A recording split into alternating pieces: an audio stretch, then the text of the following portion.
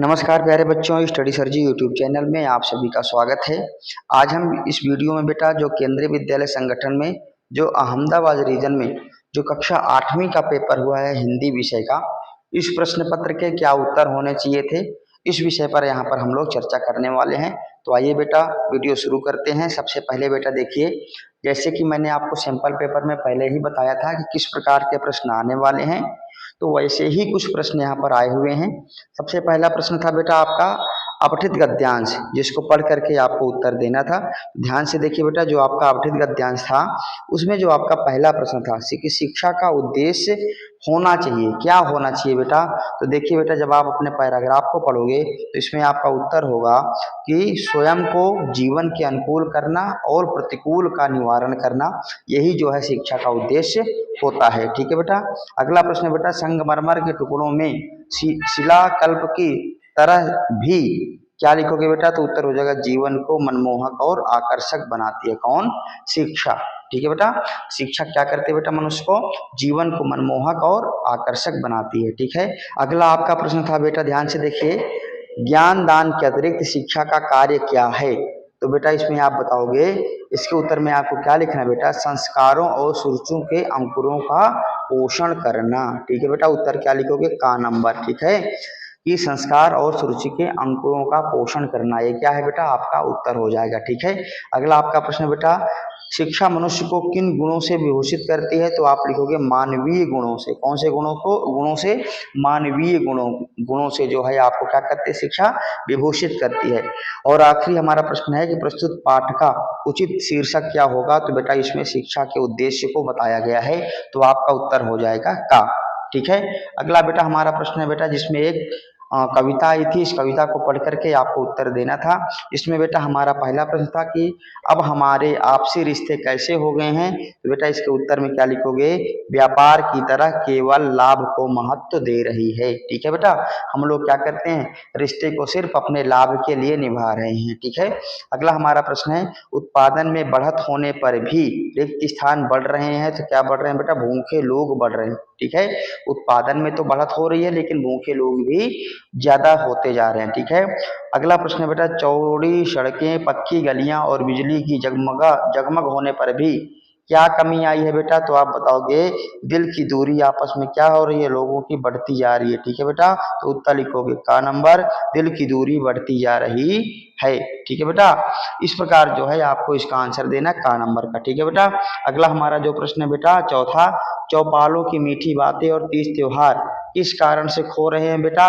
तो आप लिखोगे बेटा दूरदर्शन की बनावटी संस्कृति के कारण। ठीक है बेटा, दूरदर्शन की बनावटी संस्कृति के कारण जो हमारे तीज त्योहार खोते जा रहे हैं। अगला बेटा हमारा प्रश्न है, समय और अमन चैन के दिवस कहाँ खो रहे हैं। तो आप लिखोगे बेटा अमन चैन के जो दिवस है इस समय कोर्ट कचहरी ऑफिस थाने आदि के चक्कर में जो है खोते जा रहे हैं। ठीक है। अगला बेटा जो खंड खा है, व्याकरण से संबंधित इसमें प्रश्न थे। इसमें बेटा पहला प्रश्न क्या है, ध्यान से देखिए, अपमानित शब्द में कौन सा प्रत्यय है। तो देखिए बेटा अपमान इसमें मूल शब्द है और इसमें जो आपका प्रत्यय है बेटा वो है आपका इत प्रत्यय। कौन सा है, इत प्रत्यय। ठीक है। अगला प्रश्न है बेटा, गतिशीलता शब्द में मूल शब्द कौन सा है। तो मूल शब्द है बेटा इसमें गतिशील और ता इसमें प्रत्यय लगा हुआ है। हमारा अगला प्रश्न है, सखा शब्द का पर्यायवाची इनमें से कौन सा नहीं है। तो उत्तर लिखोगे डी यानी सुत। सुत का अर्थ क्या होता है बेटा, सुत का अर्थ होता है बेटा। ठीक है, तो यहाँ पर हमारा खा नंबर आंसर सही होगा। अगला है बेटा अभी उपसर्ग वाला निम्नलिखित में से कौन सा शब्द है। तो देखिए बेटा सभी में जो है अभी उपसर्ग लगा हुआ है, तो हमारा उत्तर हो जाएगा घा यानी क ख ग, तीनों जो है हमारी आंसर सही है। अगला है बेटा मधुकर शब्द का सही पर्यायवाची शब्द है। तो मधुकर का अर्थ होता है बेटा भौरा, तो आपका आंसर का सही हो जाएगा। अगला है बेटा सांगोपांग का अर्थ होता है संपूर्ण। क्या होता है, संपूर्ण, तो हमारा उत्तर हो जाएगा गा नंबर संपूर्ण। 7वां नंबर प्रश्न है बेटा, जल शब्द के अलग अलग अर्थ का सही विकल्प कीजिए। तो देखो बेटा जल का अर्थ होता है पानी, जलना और ईर्षा। ठीक है, यहाँ पर बादल नहीं होता तो हमारा यहाँ पे गलत हो जाएगा, जाली नहीं होता तो ये भी आंसर गलत हो जाएगा। हमारा उत्तर सिर्फ का सही है, तो हम लिखेंगे का नंबर यानी 1। ठीक है। अंतर्ध्यान हो जाना मुहावरे का सही विकल्प क्या है? तो आप लिखोगे अंतर्ध्यान का अर्थ होता है अदृश्य होना। घ नंबर जो है हमारा आंसर सही हो जाएगा।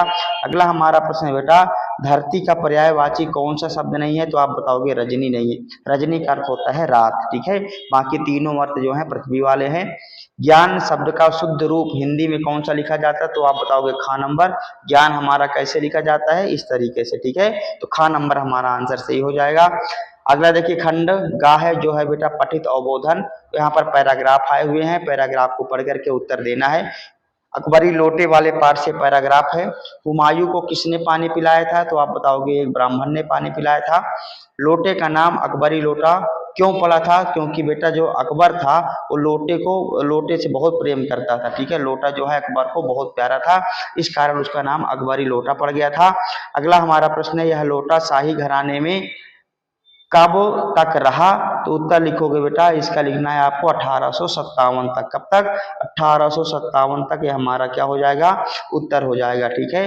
चौथा प्रश्न है बेटा, शताब्दी का अर्थ क्या होता है? तो शताब्दी का अर्थ होता है बेटा 100 वर्षों की अवधि, है ना। 100 वर्षों की जो अवधि है उसे हम कहते हैं शताब्दी, ठीक है। और अगला बेटा हमारा जो प्रश्न है कि जो अकबरी लोटा पाठ है किसके द्वारा लिखा गया है? तो आप बताओगे अन्नपूर्णा नंद वर्मा, ठीक है। हमारा जो है आंसर इस प्रकार से हो जाएगा, ठीक है। आइए बेटा आगे करते हैं बेटा। प्रश्न संख्या जो 5 है, यहाँ पर एक कविता आई हुई है, इसको पढ़ करके जो है हमें उत्तर देना है। गोपी ने यशोदा को किसकी शिकायत की थी? गोपी ने बेटा, तो आप बताओगे श्री कृष्ण की थी। किसकी? कृष्ण की जो है शिकायत की थी।